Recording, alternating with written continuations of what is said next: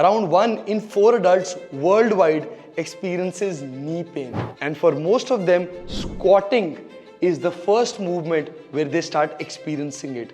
Squatting is not bad, but squatting with a weak and stiff body is. What's up everybody, welcome to the Granimals Rehab and Wellness channel, where we break down pain and the root causes behind it.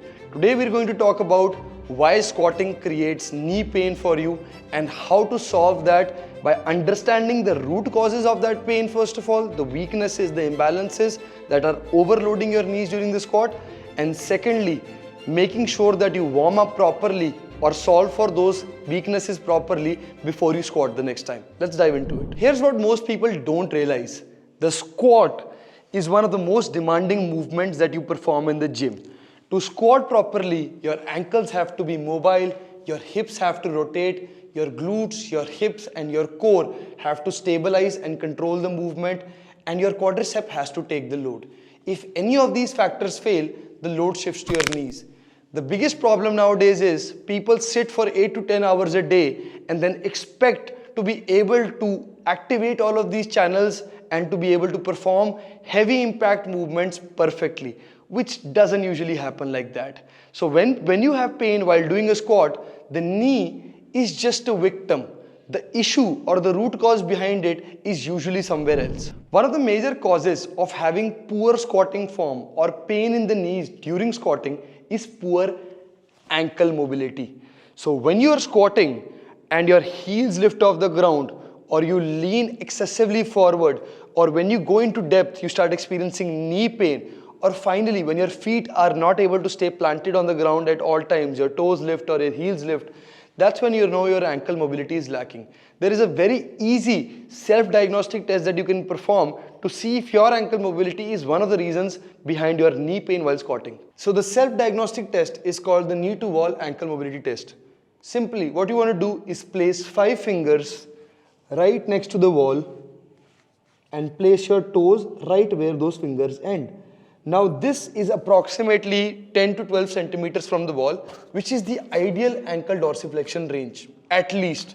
Now in this position, hold on to your ankle so you ensure that the heel doesn't lift off the ground, and start pushing your knee towards the wall.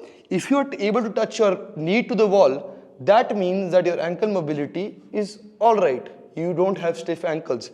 But if you struggle to perform this movement, that means your ankles are stiff, and that opens a shit ton of issues across the body. So let's talk about the 2 movements that you can do to start fixing your poor ankle mobility. Exercise number 1 is standing ankle mobilizations. All you need to do is stand in a split stance position like this. Now the back leg is the ankle that you're trying to mobilize.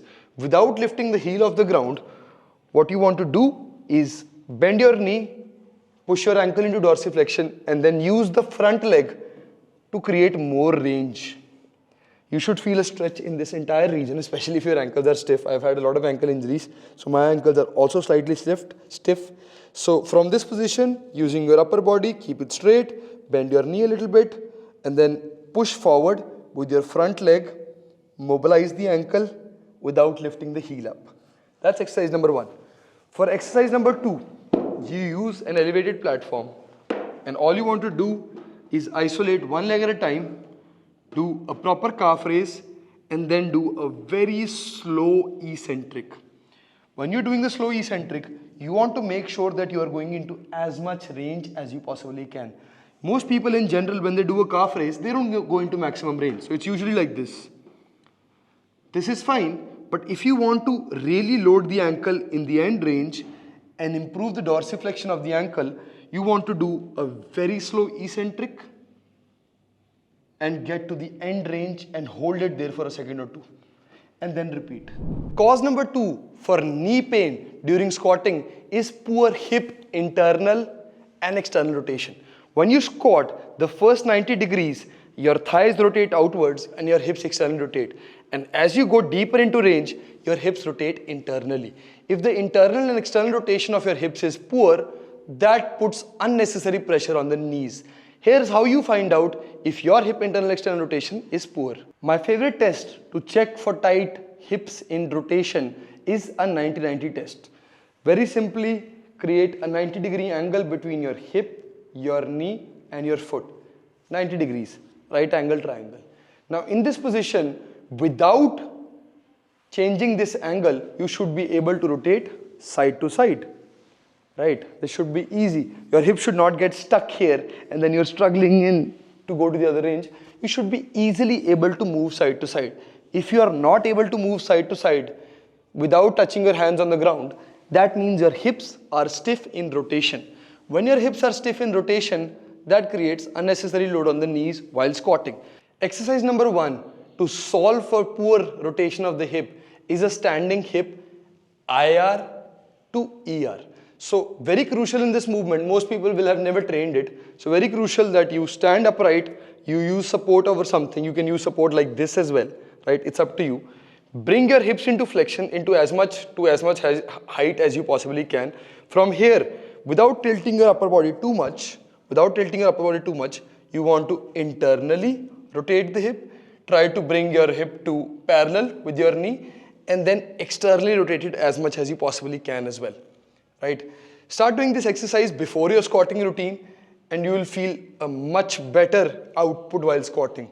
But that's how you do the standing hip IR to ER. The second exercise that I want you to focus on is called Adductor rock packs. All you want to do is get into a half kneeling position, open up the leg like this, right? Now, while firing this muscle, I want to push my hip backwards. I want to push this hip towards the ground and then straighten it. So in this position, I'm going to activate this muscle, push it towards the ground. My hip and my knee are coming closer because my knee is going into flexion as my adductor drops to the ground. Drop, drop, drop. Get into the maximum range. Keep the adductor squeezed. Come back up. Squeeze it in the end range. Straighten it like this. So great exercise to open up the hip region. And this will really help you get better depth and better form on the squat without overloading the knees. Cause number 3 is having weak glutes and hip stabilizers. So the glutes are very important, especially to control movement as you go down, because glute activation is very important in the squat. And the hip stabilizers, or these muscles right here, are important to ensure that your knees don't cave inwards or you are not leaning externally overly to one side and making it an uneven squat. And oftentimes you will feel wobbling in your legs happening if these muscles, if your glutes and hip muscles are weak. As you go deeper into a squat or load the squat, you will feel wobbling happening in the legs. All of these happen because of weakness in the glutes and the hip stabilizing muscles. So here's how you identify if this is a problem with your squat. The easiest self-test to diagnose yourself with weak glutes or hip stabilizer muscles is a side plank with hip abduction. So most people will struggle to maintain this movement for even 15 to 20 seconds. Now, if you can maintain this movement for more than 20 seconds, that means the hip stabilizers and the glutes are strong enough to support your body weight. And that means you are successful in this test. But if you are not able to hold this movement and your hip starts dropping or this leg starts cramping, that means your glutes are weak and your hip stabilizers are weak too. Exercise number 1 to solve for your weak glutes and hip stabilizers is a kickstand RDL pulse. So in a kickstand RDL, basically you are coming into a stagnant position like this.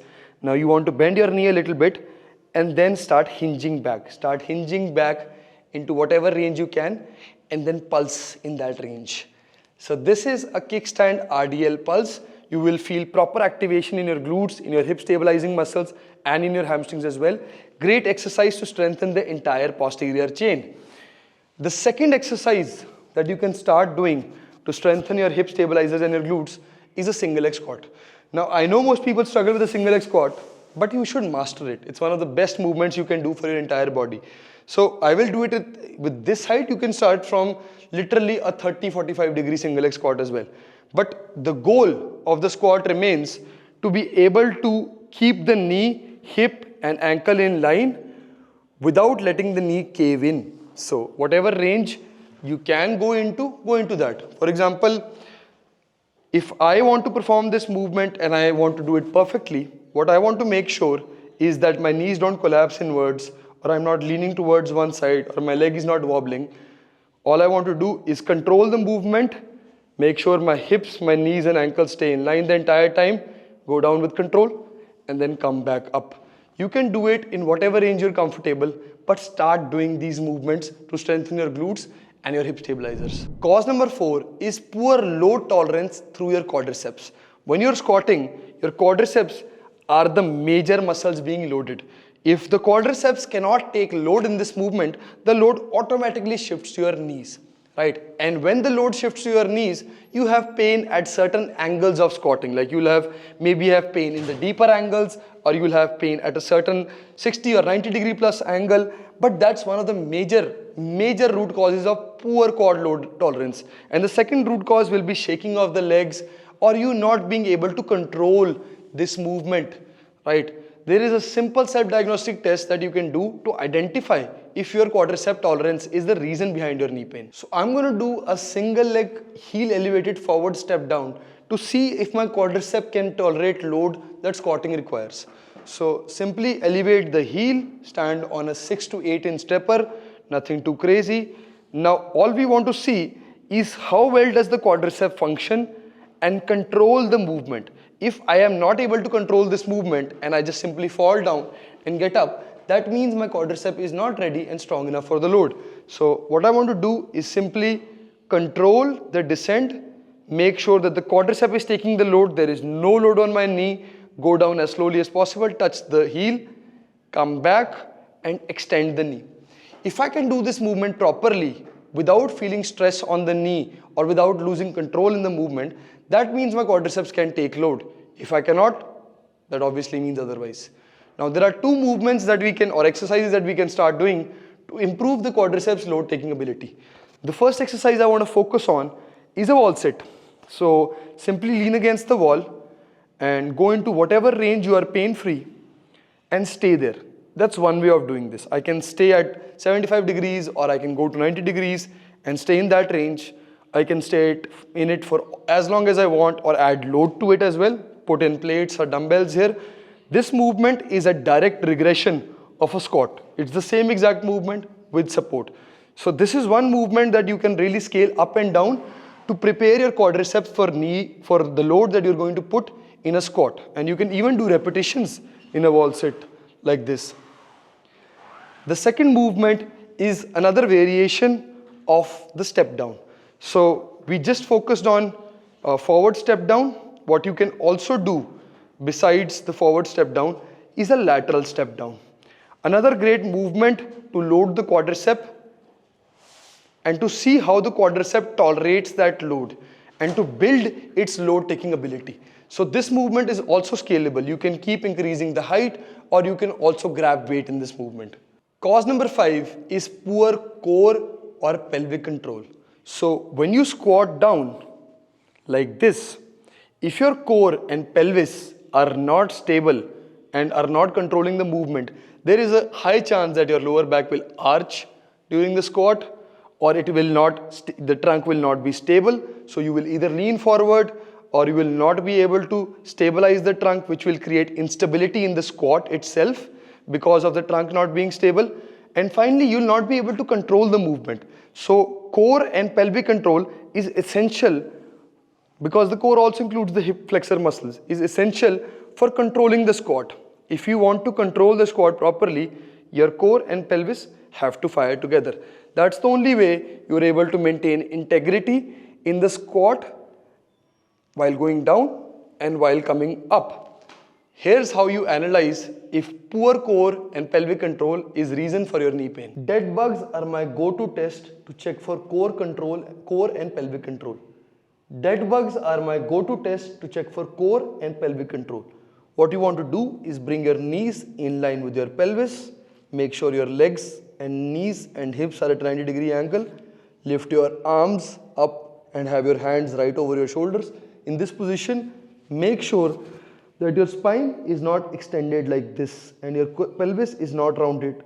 Push your core downwards, stabilize the spine, neutralize it, and then let your hand and the alternate leg go down. Make sure while doing this that this doesn't raise. It needs to stay stable and neutral, and then switch sides. So you should be able to do 5 quality reps on both sides without feeling that your core has stopped activating and your core and spine are extending like this. Exercise number 1 to solve for this is bird dogs.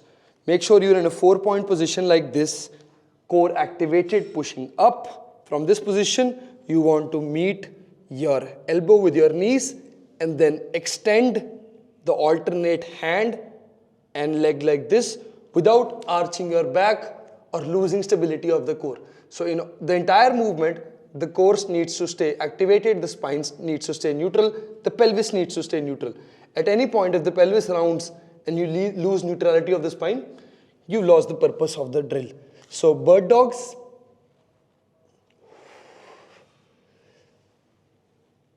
are the easier version. If you want to do an advanced version of this, get into a plank position, feet slightly wider than the normal plank, and then lift your alternate hand and leg up. Make sure that the core stays neutral and tucked in the entire movement. It doesn't drop like this. You don't arch your back like this or lift your butt up like this. Stay neutral, controlled, and do it. Now the second movement that we want to focus on is standing farmer walk. So I'm going to lift weight to one side. Now when I'm lifting weight to this side, this weight is pulling my body towards this side and forcing my core to flex laterally. I don't want to have that to happen. I want my core to stay neutral. Now in this position, I'm going to march in a proper 90-degree hip, foot dorsiflexed in the same place without losing balance or stability.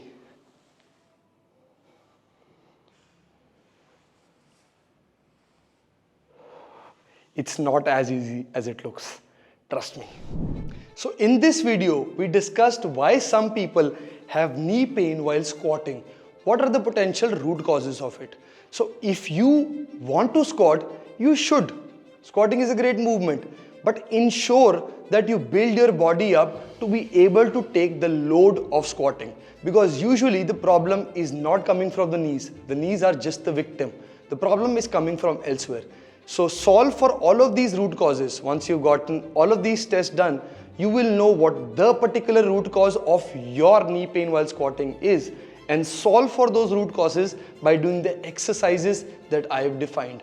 If you start doing even 5 or 6 of the 10 exercises that I've defined for the different root causes or imbalances that are causing pain in the knees during squatting, you will be able to squat better, you will be able to squat pain-free with greater range and with greater output.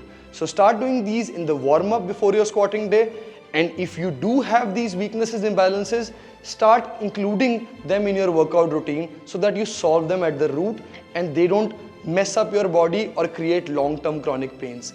If you got value out of this video and haven't yet subscribed to the Granimals Rehab and Wellness channel, you are missing out, because we post tons of videos breaking down pains of all sorts and also defining the solutions for them. If you are in any kind of pain that has not been able to be resolved through extensive physical therapy or doctor visits or everything else that you've tried, click on the root cause analysis link that we provide in the description and get yourself diagnosed today so you understand the root causes behind your pain and start solving them permanently.